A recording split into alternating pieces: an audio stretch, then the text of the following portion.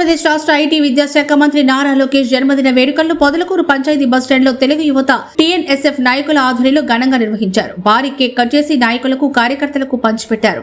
బాణసంచా కాల్చి సంబరాలు జరుపుకున్నారు. అనంతరం ప్రభుత్వాసుపత్రిలో రోగులకు పండ్లు బ్రెడ్లు అందజేశారు.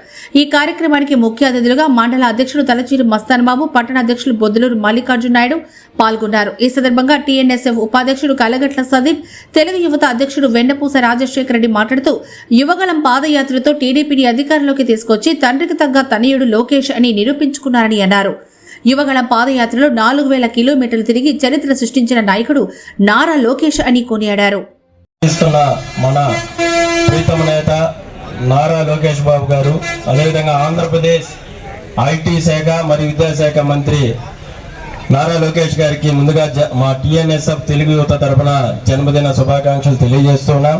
ముఖ్యంగా యువగలం పేరుతో 4000 కిలోమీటర్లు మహాపాదయాత్ర చేసి ప్రజల పడుతున్న కష్ట సుఖాలు తెలుసుకొని అధికారంలో వచ్చిన వెంటనే విద్యార్థుల కోసం అయితే ముఖ్యంగా అనేక కార్యక్రమాలు, ఏదైతే ప్రభుత్వ జూనియర్ కాలేజీలో మధ్యాహ్న భోజనం పథకం ఏదైతే వైఎస్ఆర్ సిపి ప్రభుత్వం ఎత్తేసిందో దాని యొక్కని యథావిధిగా మళ్ళా పేద బిడ్డలు విద్య చదువుకుంటా వాళ్ళకుండే మధ్యాహ్న భోజన పథకాన్ని ఎత్తేయడం తప్పని చెప్పేసి దాన్ని ప్రవేశపెట్టడం జరిగింది.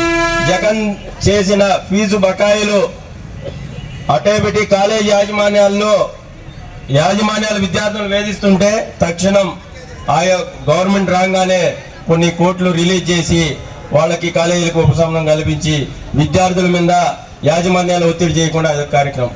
అనేక మంది గల్ఫ్ దేశాల్లో చిక్కుకున్న బాధ్యతలను తీసుకురావడం, అనేక విధంగా తన దృష్టికి వచ్చిన కార్యకర్తలు అయితేనేమి, పేద ప్రజలైతేనేమి వైద్యం కోసం సాయం చేయడం, ఇలాగా 1 కాదు 2 కాదు అనేక సంక్షేమ పథకాలు అనేక ప్రజల కోసం పరితపించే నేత నారా లోకేష్. అదేవిధంగా ఐటీ శాఖ మంత్రి అయినప్పటి నుంచి విదేశాల్లో పర్యటించి లక్షల కోట్లు పెట్టుబడులు తీసుకొచ్చి ఇక్కడ ఆంధ్రప్రదేశ్ యువత ఉపాధి కల్పనకి కృషి చేసిన వ్యక్తి మన నారా లోకేష్ గారు. అదేవిధంగా ఆయన రాజకీయంలోకి వచ్చి ఎలక్షన్లో పోటీ చేసి ఓడిపోయిన సీటు మంగళగిరి 1983 నుంచి ఒక్కసారి కూడా టీడీపీ గెలవని చోటుని ఎంచుకొని అక్కడ పోటీ చేసి ఓడిపోయాడు. తర్వాత నియోజకవర్గం మారమని చెప్పి చాలా మంది సలహాలు మేధావులు ఇచ్చినా పట్టించుకోకుండా ఎక్కడైతే ఓడిపోయానో అక్కడి నుంచే నేను గెలిచి చట్టసభలు పోవాలని దృఢ నిశ్చయంతో కృషి చేసిన వ్యక్తి.